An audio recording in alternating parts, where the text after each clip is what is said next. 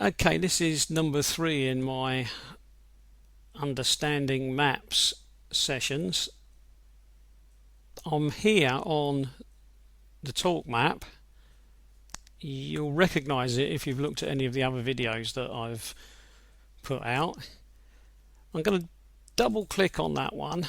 There it is in numbers. If I pull it up on 3D, it's looking a bit squashed, so I'll do that. This map, very often, because there's so few numbers in it, is easier to interpret looked at in numbers than it is as that 3D shape. Basically because what it is really just one map in 3 pieces, because what I've got is I've got a map there a bit. So if I imagine that's a 2D map there, so that's one of them, and then here's the second one, and then here's another one, and this one is for 600 milligrams atmospheric pressure, and this one is for 800 milligrams atmospheric pressure, and this one is for 1000 milligrams atmospheric pressure. Unless I want to make changes that are going to affect all versions of where I'm going to drive the car, I may well not need to touch this one. If I want to make changes to a map, I may well need to just ignore that one, because I may well say to myself, I don't want to tune an engine but have it tuned such that if I go to somewhere like the Alps, that tune will still be functioning and I've got a risk of blowing up the turbo while I'm on holiday. So it's possible, isn't it, that if you were playing around with a map and looking at what does this map do, that you wouldn't want to touch this end of it. Now, because this is the end I can see most clearly, I'm going to talk about this end. So while I'm talking about this end of the map, don't assume I'm talking about 600. I'm really talking about up here, 900, 1000. I'm talking about people driving around at or near sea level. Doesn't matter. I mean, they could be at 800. It doesn't matter. But just don't think, oh, I'm talking about 600 because 600 is nearby. So we'll ignore that, and we're just going to talk about this bit. So what we've got is revs per minute, and then we've got here the amount of fuel. And so what this is, in effect, is a limiter. The amount of fuel that I was injecting was totally dependent on me pressing the pedal down, or at least I thought it was. I'll press the accelerator pedal and out will come fuel. And if you remember back to the last video, if you watched the last video, on the last video I pressed the pedal down, and according to the map, at the maximum I got 70 milligrams. But if you look at this, as I go across here, and again it might not show in this video, but the maximum is 52.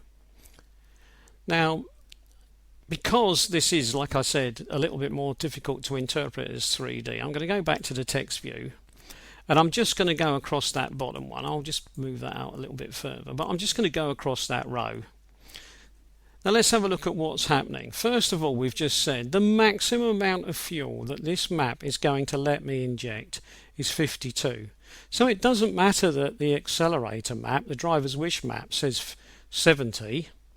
This is only allowing 52 milligrams. And that's why people often call this the torque map, because it's limiting the torque, because it's saying to itself, I'm not going to let you inject more than 52 because that would produce too much torque and might damage the engine or the clutch, so I'm not going to allow it. So there you go.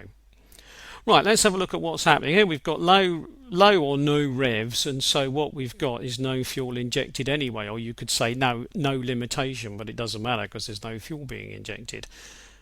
And here we're at or below idle, so it's a low value. We're looking at about 30, and then when we're around about idle, we're at about 30.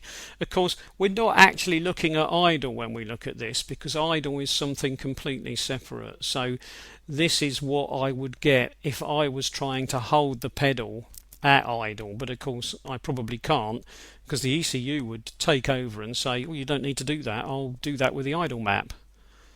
So again, this is a sort of set of values that I'm not really likely to find myself using. But of course, if the idle is 800, then this would be the point at which at 1000 the accelerator, driver's wish map and this torque map are cutting in. So now I've got an injection amount, so let's say that's 30. I then inject 40, I get more revs. I inject 48, I get more revs. 51, I get more revs. Now, of course, once I get to 51 or 52, nothing happens. Now, you might think, oh, I'll just carry on injecting more and more and more fuel. But of course, if I did that, it simply wouldn't burn and there would be clouds of smoke behind the back of the car. And the designers have taken that into account.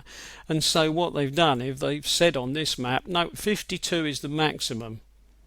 You've got enough air to comfortably burn 52 milligrams per stroke, so 52 is the maximum. And again, you might think that 52 then would stay as a level. So all of these, because I want to go faster and faster and faster and get more and more and more revs, would all stay that high, but they don't. They stay more or less at the same value, but they slowly fall. And again, this is simply a matter of protection of the engine and efficiencies. So in other words, there is no point in injecting that exact same amount of fuel when we get up into these rev ranges, because the engine can't cope with it. The speed of the engine turning over and the airflow in and out and the injectors opening and closing is simply getting difficult to inject these amounts. And so what's happening is the designers have tailed it off very slightly. And again, it helps protect the engine, it helps protect the turbocharger, and it helps protect the environment because there won't be too much black smoke pouring out the back from unburnt diesel or diesel that's only partially burnt. Now, there is something that's worth watching at the end here. Although these values fall slightly, and some tuners might think, oh, well, I won't bother with that, I'll just keep these constant. But let's say that they will allow those to fall slowly. There's quite a drop-off towards the end. And this, again, is a safety mechanism. The designers have decided that somewhere around about 4,500 revs, almost at 4,800, you're about to over rev the engine. And so what they've done is they've cut the fuel. They haven't cut it completely like on an old petrol engine where they might decide that something is going to cut completely and you can hit a limiter and it cuts completely. They haven't decided to do that, but what they've decided to do is make a cut, and you may notice that. So you might be trying to go faster and faster, accelerate more and more and more, and then discover that not a lot is happening because I'm now injecting about the same as I was right back at the beginning when I first pressed the accelerator. You could argue that that's almost like a warning, because what I've got next is a cut. And at that point, nothing. I'm not injecting anything. So it doesn't matter that somebody is pressing the accelerator and demanding more fuel to be injected via the driver's wish. This map is going to limit things to 52 anyway, and when I get to the absolute maximum end, it's going to just cut the fuel to protect the engine, and it's going to cut the fuel to protect the turbocharger or maybe the gearbox. But basically, the designers have said to themselves, if we allow people to drive and pour fuel into the engine up at this end of the engine, all they're going to do is damage it. Now, of course, if you're a racing driver and you want to rebuild your engine every other week, it doesn't matter, does it? You can risk having anything you like at this end and risk doing as much damage as you like. But the designers have decided that for this, being sold to the average guy in the street, this is a sensible set of values, so this is the set that we'll use. Right, I'll stop there.